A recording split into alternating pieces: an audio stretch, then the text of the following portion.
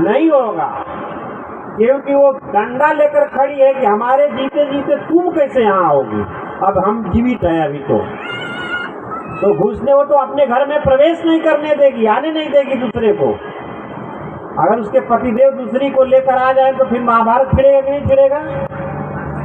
महाभारत हो जाएगा महाराज, ऐसे कैसे ला दोगे दूसरी को हमारे रहते हुए। तो गोस्वामी जी कहते हैं कि भक्ति रूपी स्त्री का निवास जब हृदय में हो जाएगा तो माया भगवान की जो स्त्री है उसका प्रवेश नहीं है, उस व्यक्ति को स्वप्न में भी सुख दुख नहीं होगा। इसलिए जीवन में भगवान की भक्ति, एक नामदेव जी महाराज थे, भगवान की बड़ी सेवा करते थे। पति पत्नी को कोई संतान नहीं थी, लेकिन भगवान की सेवा, संतों की सेवा उनके यहाँ प्रतिदिन विधिवत होती थी। बोलिए श्री रामचंद्र भगवान की। एक दिन पत्नी ने कहा कि देखो जी, हमारा शरीर थक गया है, अब शरीर से काम नहीं होता है, संत महात्माओं का घर में आगमन होता है तो हमसे सेवा नहीं हो पाती है, तो बड़ा कष्ट होता है, तो आप एक कोई नौकर जो है ढूंढ कर ला दीजिए। नामदेव जी महाराज को अच्छा लगा, पत्नी ने अच्छी सलाह दिया, घर में कोई चीज की कमी नहीं थी। तब पत्नी के सलाह देने से नामदेव जी महाराज किसी नौकर को ढूंढ रहे थे। नौकर कोई मिल जाए योग्य। एक बालक मिला नामदेव जी को रास्ते में।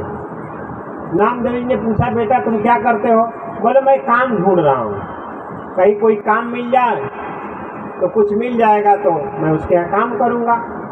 बोले काम करोगे? बोले हाँ बिल्कुल करूँगा। बोले मजूरी क्या लोगे? बोले मजूरी तो कुछ नहीं लूँगा, भोजन मिल जाएगा अच्छा से तो चलेगा। बोले अच्छी बात है।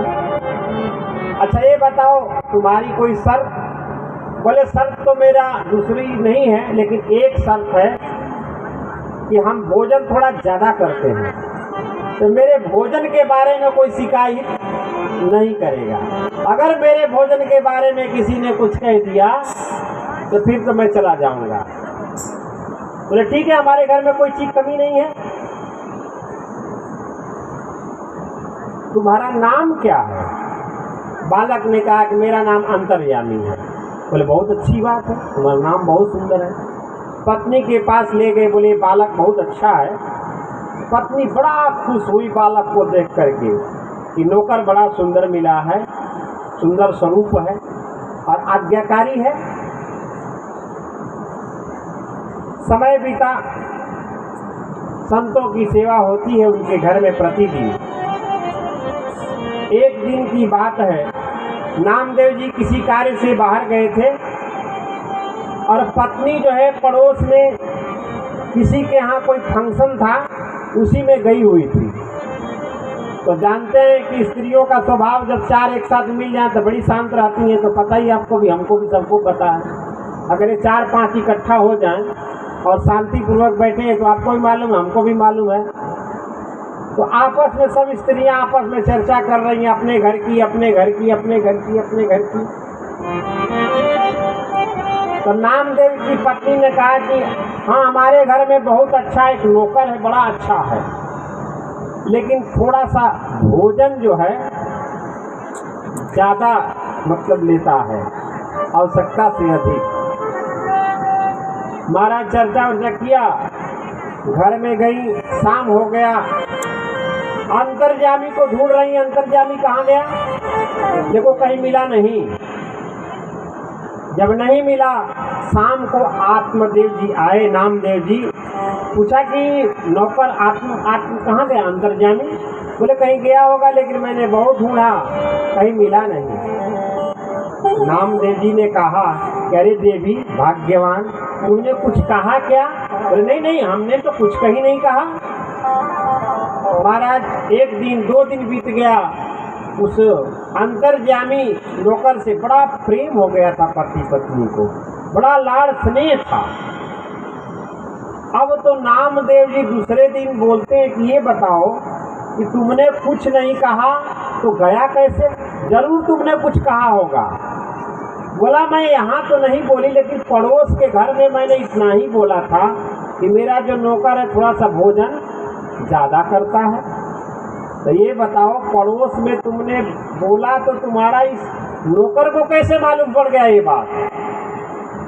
अब तो नामदेव जी महाराज चिंतन किए, इसका नाम अंतर्जामी, और ये दूसरे के घर में बोली हुई बात को कैसे जान गया। अब तो महाराज नामदेव जी महाराज बोले कि जब तक वो अंतर्यामी नहीं आएगा तब तक हम भोजन नहीं करेंगे। 3 दिन बीत गए, और 3 दिन बीत जब गया तब अंतर्यामी जो है पुनः उस घर में आया, और जैसे अंतर्यामी आया नामदेव जी ने पैर पकड़ा, भगवान प्रकट हो गए। और भगवान प्रकट होकर के आशीर्वाद दिया, बोले आपने हमारे घर में नौकर का काम किया।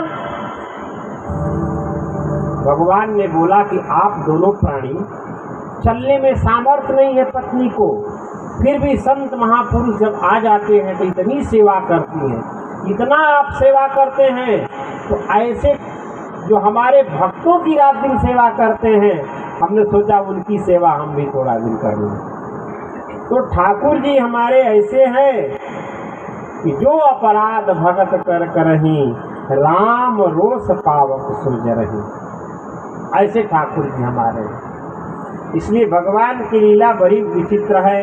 पार्वती जी को भगवान शंकर ने भगवान अवतार लेने का कारण बताया कि राम जी का कैसे